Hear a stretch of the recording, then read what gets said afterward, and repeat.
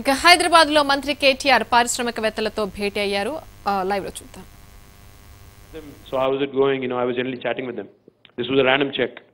So they said, sir, there were about 4 dispensaries around this area, private. All of them have shut shop because Basi Dawkhana has come. While these are drops in the ocean, these are all drops in the ocean. They all do count. Because ultimately when you're able to inspire confidence of people in public institutions, be it on the health front or education, only then would you succeed completely. So I would say urban infra, health, education and completing irrigation projects. In that order or maybe slightly here and there, but that would be the top priority. One aspect, whenever we discuss in particular about China, is we realize despite liberalization in 91, we have fallen behind in manufacturing. And even the work you've done in encouraging entrepreneurship, T-Hub, there seems to be this kind of bias towards technology, which is not held against you. But in the next 5 years, do you think you will make Telangana and Hyderabad perform much better in manufacturing than any other state in India? What kind of thoughts do you have? And how do you co-opt these people who are all representatives of what would fit in the MSME kind of a segment?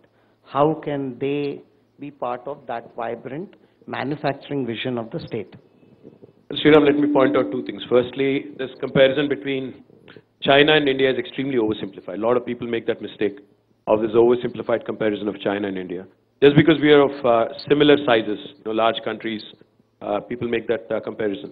But the fact is, China is a country, India is a continent. India is, hugely diverse, very heterogeneous, and more importantly, India is a democracy.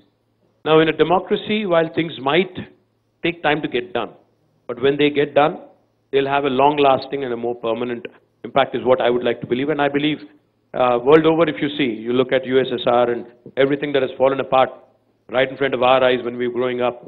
USSR, in fact, at one point of time, I don't know, superpower at one point, yes, I was looking to see how many kids in the room, who actually don't know what USSR is. I'm sure there are. See, when I was in school, there was always this rivalry between the US and the USSR and the Cold War. I'm glad so many people who actually are of my age as well.